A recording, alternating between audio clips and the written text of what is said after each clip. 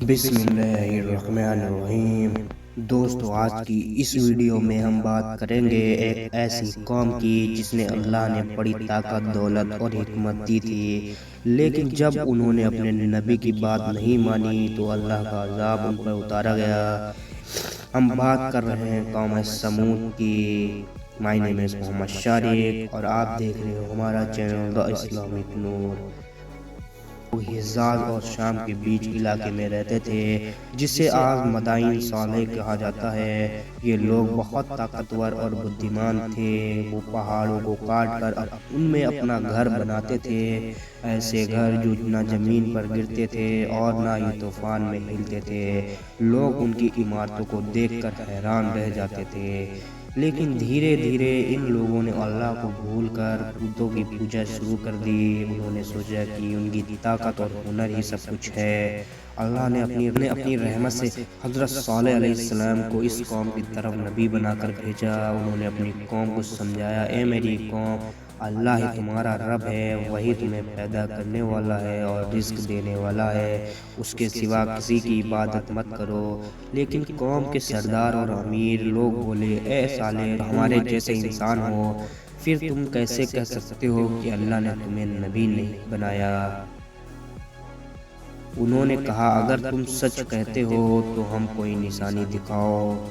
حضرت صالح علیہ السلام نے دعا کی، اے میرے رب، ان کو اپنی قدرت کی نشانی دکھا۔ پھر اللہ نے ان کی دعا قبول کی اور پہاڑ کی ایک چٹان پھٹی، اس میں سے ایک بڑی اونٹنی زندہ نکل آئی۔ وہ اونٹنی بہت خوبصورت اور برکت والی تھی۔ حضرت صالح علیہ السلام نے کہا، اے میری قوم، یہ اللہ کی اونٹنی ہے، اسے نقصان مت پہنچانا، یہ اللہ کی نشانی ہے۔ انہوں نے یہ بھی کہا، اس اونٹنی کا ایک دن پانی پینے کا ہوگا اور اگلے دن تم سب لوگ ہیں، اور ایک ہی دن میں پورا کنواں خالی کر دیتی ہے۔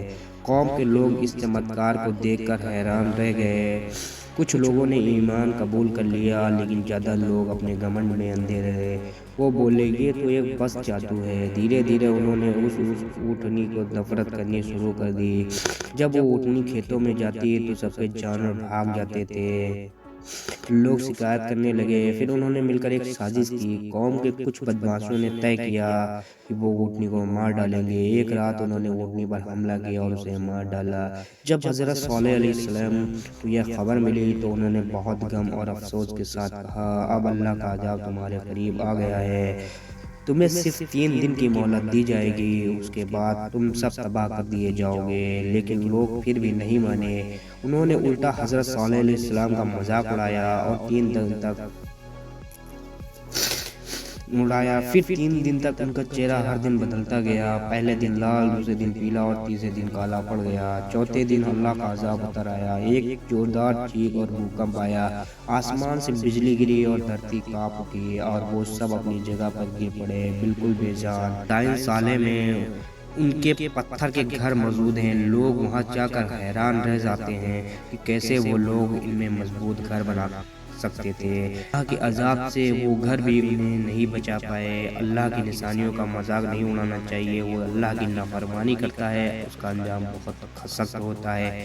نبی کی بات ماننا ہدایت اور نجات کا راستہ ہے۔ انسان کو اپنی طاقت یا دولت پر گھمنڈ نہیں کرنا چاہیے، کیونکہ سب کچھ اللہ کے حکم سے ہوتا ہے۔ دوستو، قوم سمود اور اونٹنی کا واقعہ ہمیں سکھاتا ہے، یاد دلاتا ہے کہ اللہ سب کچھ دیکھتا ہے۔ اگر کوئی اللہ کی بات مانتا ہے تو رحمت پاتا ہے، اور جو اس کی نافرمانی کرتا ہے وہ دنیا اور آخرت دونوں میں تباہ ہو جاتا ہے۔ اللہ ہمیں ہدایت دے کہ ہم ہمیشہ اس کے راستے پر چلیں اور اپنے نبیوں کی بات مانیں۔ آمین۔